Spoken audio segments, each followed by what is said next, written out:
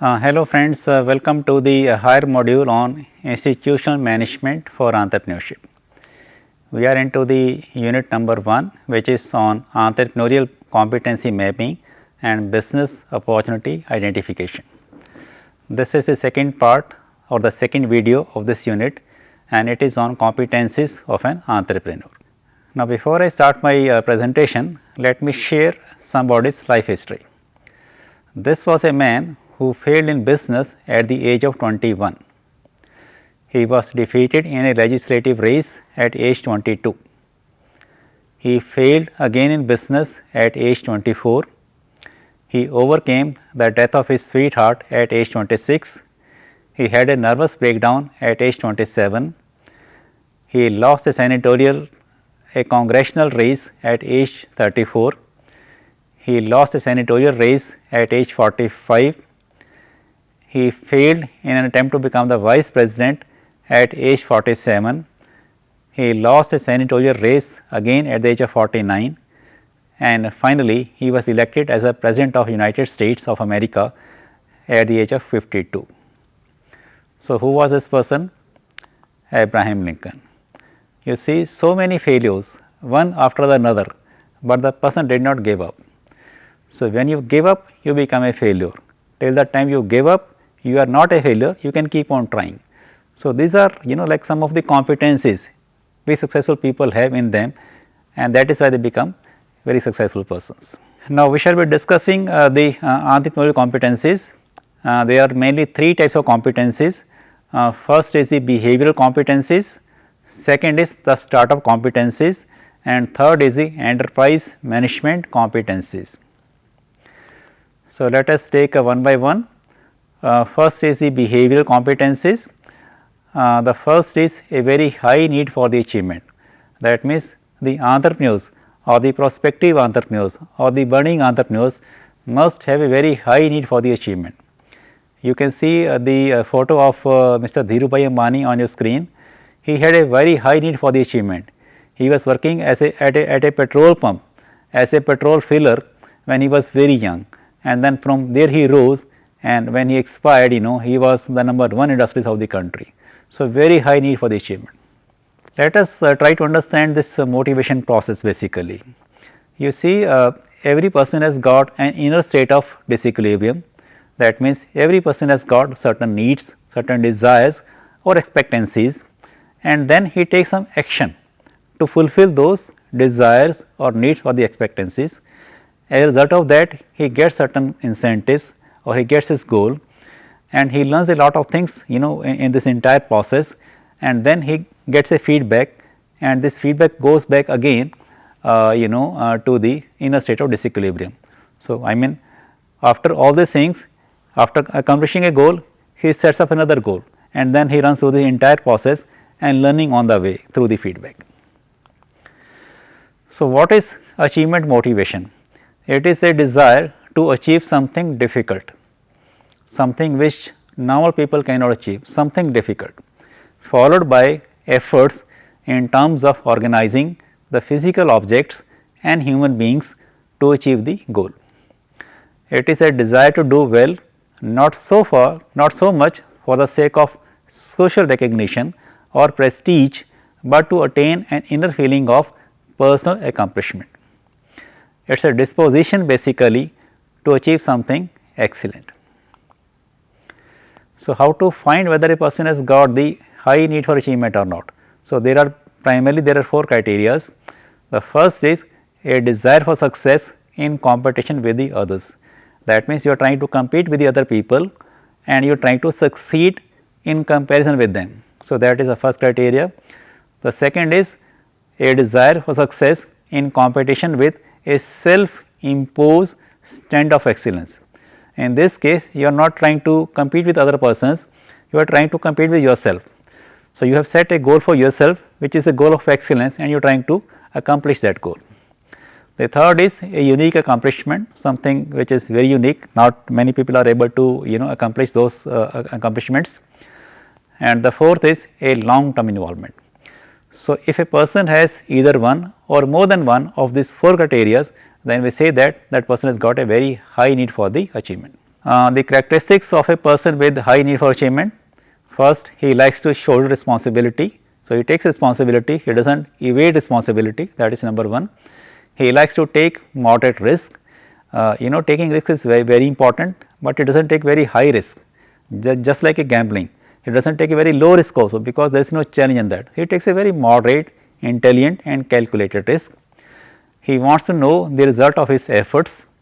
He tends to persist in the face of adversity. So, he has got a persistence power or a perseverance power, because there will be a lot of adversities, there will be certain constraints, certain bottlenecks, certain problems, but he persists, he perseveres, and then ultimately is able to achieve his goal. He tends to be innovative. He demonstrates an interpersonal competence. It is very important, especially for an entrepreneur, to have interpersonal competence, because you have to deal with a lot of people, even with your own employees who are working at different tables, then dealing with the bankers, dealing with the customers, with the clients, lot of people. It is very important to have a interpersonal competence. Then he is oriented towards the future, he is a visionary, thinking about the future. He shows tolerance to the ambiguity, because ambiguity cannot be wished away. Ambiguity is there in the system, so you have to be tolerant to the ambiguity. He tends to be mobile and adventurous. He is not sitting in his office all the time. He is, he is moving out, meeting with the people, and is very mobile and very adventurous. The second competence is the risk taking. This we have already discussed. The person is able to take a risk, but not a very high risk, not a very low risk, a very calculated, a very moderate and a very intelligent risk. The next is initiative and the independence. The mindset is to be independent. He takes independent decisions, he listens to the people, he takes their feedback, but ultimately takes independent decisions, and he takes initiatives also. Then he believes in creativity and the innovation, which is very important, to be creative and to be innovative. In fact, if we talk of the innovations, there are two main types of innovations. One is the technical or the product innovations, that means the product innovations. The second is the business process innovation. So, one in the product and one in the process innovations. The famous management guru Peter F. Drucker says that innovation is a specific tool of the entrepreneur, and business has only two basic functions, marketing and the innovation. So, innovation is coming again and again and again. It is one of the most important characteristics of an entrepreneur. What exactly is innovative process? An innovation starts as a concept, that means it comes an idea in somebody's brain, that is refined and developed before application. The innovation process which leads to useful technologies requires research, development, which means the upscaling and the testing, then the production, marketing, and then the final use by the consumer. This is sort of a mathematical equation of innovation by Mr. G.L. Baird. He says innovation is creativity multiplied by risk taking. What is the meaning of this equation? This basically means that if you have a creative idea in your brain, and when you take the risk of bringing that idea into the actual market, so it becomes an innovation. Let me take a very small case study, a very small case study by a very simple person on how a person can be innovative. Balubhai Vasoya from Ahmedabad, Gujarat, has developed a stove that uses both kerosene and the electricity. A 6-volt electric coil heats the kerosene, converting it into a gas which burns with a blue flame. It saves 70% on the fuel compared with the conventional stoves which run on the LPG. 1 liter of kerosene lasts for 8 hours, and in 20 hours the stove uses 1 unit of electrical power. So, running it for an hour costs just 1.5 rupees in total, no smell, no smoke, and it burns like a LPG. So, this is a very fine example of an innovation done by a very small person a little long time back. Okay, next is the problem solving attitude. The person should have an attitude to solve the problems, because you will keep on encountering problems almost on a daily basis. So, if you have the attitude, I am not talking about the skill you may or may not have, but you should have the attitude, and that is very important.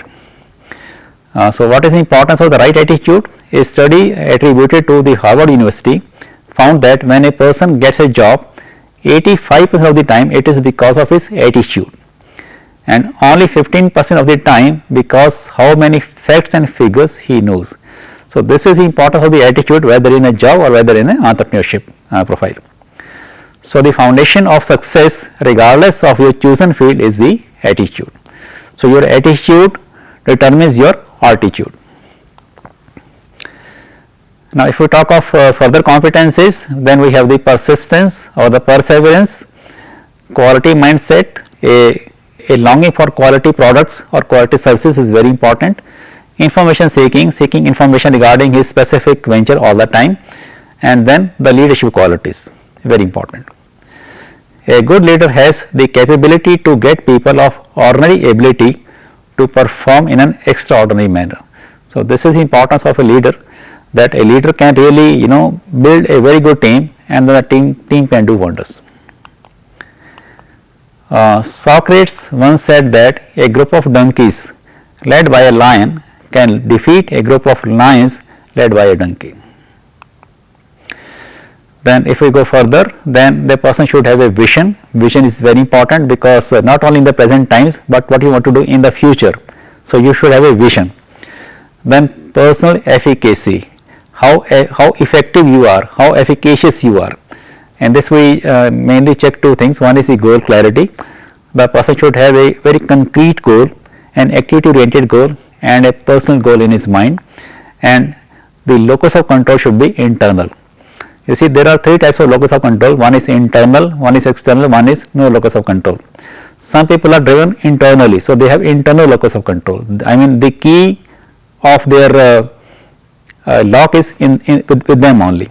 Some people have external locus of control, so somebody else is guiding them, maybe their spouse, maybe their father or mother, so he or she is guiding them.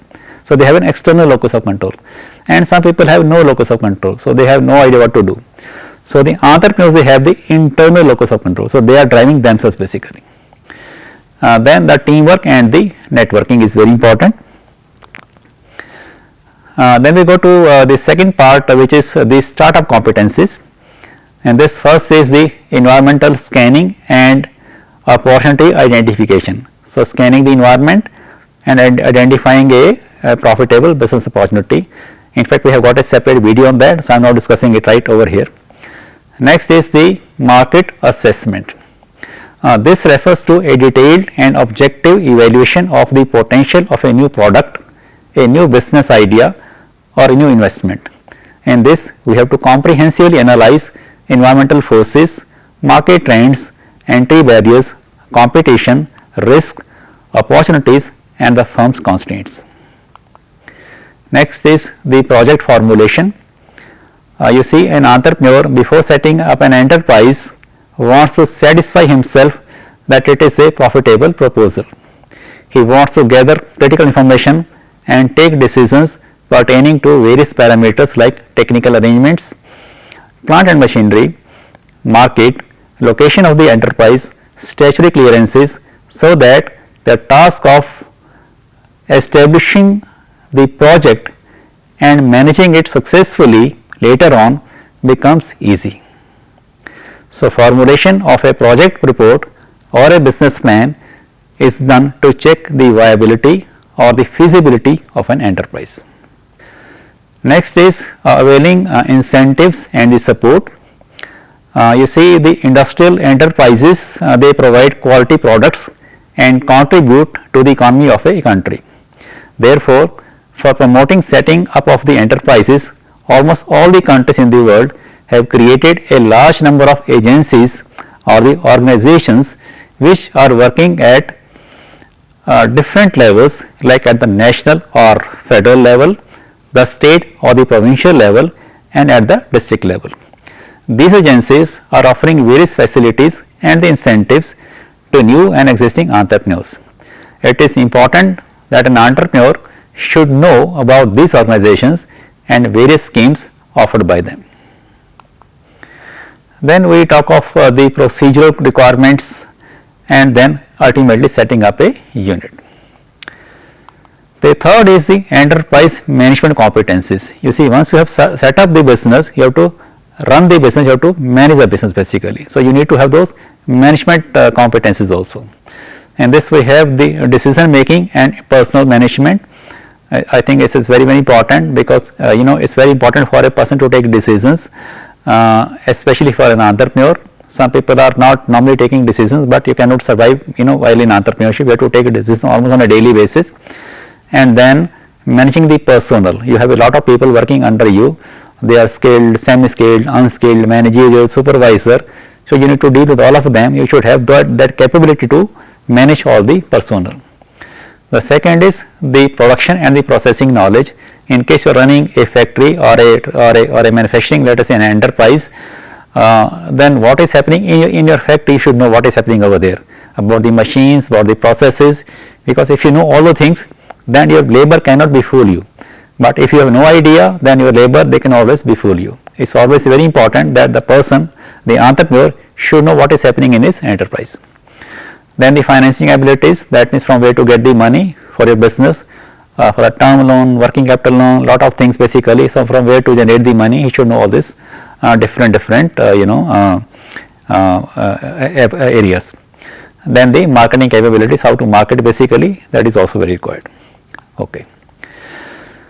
Now let me discuss something about the intrapreneurship. We have been talking about the entrepreneurship with the E. Now this is the intra or the intrapreneurship with the I.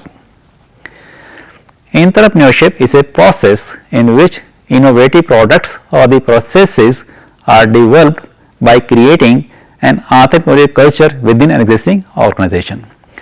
You see, some people are not able to become the entrepreneurs, but they have those entrepreneurial qualities, but due to certain reasons, certain constraints, they may not be able to become the entrepreneurs, but they possess all those qualities of an entrepreneur, that vision, that goal setting and all those the things they have. So suppose they are working in an organization, they are working as an employee. So if they exhibit those qualities of an entrepreneur while being in a job, those creativity, innovativeness, all those things, so they can become entrepreneurs. So if you are running an organization, a business organization, you can create a culture within your organization that your employees, they become the entrepreneurs. They can also contribute significantly by giving all their creative and innovative inputs. So comparing entrepreneurship and entrepreneurship, the commonalities are both focus on the innovation. Innovation is important both in the entrepreneurship and in the entrepreneurship. Both focus on value added products or services, and both require investments in the activities that are more risky than the normal. Because when we talk of the innovations, we talk of the creativity, you have to invest something in the risky activities, but if you get the returns also very nice later on. This is a table which shows the distinction between the entrepreneur and then the entrepreneur. So an entrepreneur risks the capital of the parent company because he is working as an employee. He takes the funding from the company. In the case of an entrepreneur, he risks his own time and investment. Then for an entrepreneur, it is a corporate entrepreneurship. It is because he is working in a corporate sector and it is like a corporate entrepreneurship. In the case of entrepreneurship, it is an individual entrepreneurship. An entrepreneur restores growth and innovation in a slow growth company. So if the company is let us say growing very slow, you get a very good team of people who come and join your organization, and they are all, let us say, very innovative, very creative people. They are like entrepreneurs, so they can boost up your company. In the case of entrepreneurship, it is developmental. It creates something out of the nothing. In the case of entrepreneurship, the enemy is the corporate culture, because you suppose you are very creative and very innovative, you want to do a lot of things in the company, but other people may try to pull your legs down. So that thing is there. Whereas in the case of entrepreneurship, the enemy is the market. An entrepreneur has access to the company's funds, facilities and the support. In the case of entrepreneurship or in the case of an entrepreneur, he uses his personal wealth or support from the outside sources. In the case of an entrepreneurship, there is no ownership because he is working as an employee basically, and he is not completely independent. He has some independence but not completely independent. In the case of an entrepreneurship, he has got complete ownership and is completely independent. Okay, we go to the concluding slides. You see, we were talking of the vision as one of the competencies of an entrepreneur.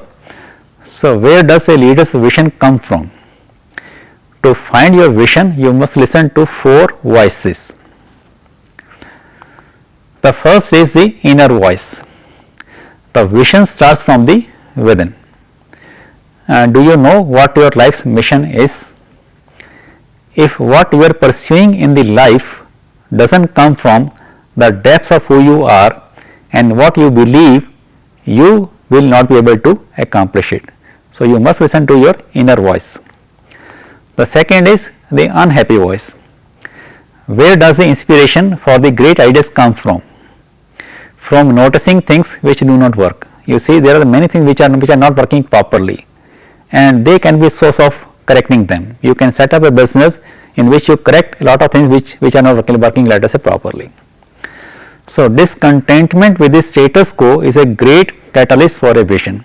In case you are discontented, in case you are not happy, I think that is a sign of progress basically. That means you want to do a lot of things and you are not content with the present circumstances. You must remember that no great leader in the history has fought to prevent the change. So, change is imminent. So, we should always flow with the change.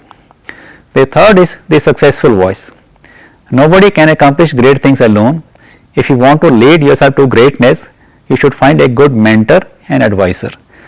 That is, I think, very important. The importance of like a guru basically. Guru means like if you want to set up a business, set up an enterprise, think of a guru in the field of, let us say, business arena, who is a very successful, let us say, person, successful entrepreneur, and then just try to follow what he is doing basically. I think that is very important. And the last is the higher voice. Do not let your vision be confined by your own limited capabilities, because sometimes we think that we have a limited capability, but we have immense capabilities, you know. So, a truly valuable vision must have the God in it. Only He knows what you are really capable of. We have seen a lot of people who were absolutely nothing, but they rose like a phoenix. You talk of Dhirubhai Ambani, who was just nothing, rose like a phoenix. So, people have infinite potential. It is for you to just trust in somebody, trust in your inner self or the God or something, and then try to do your business basically. So, I think that is all. With this, I thank you very much. In case you want to go more into the details, you can refer to the e-contents of this MOOCs. Thank you so much.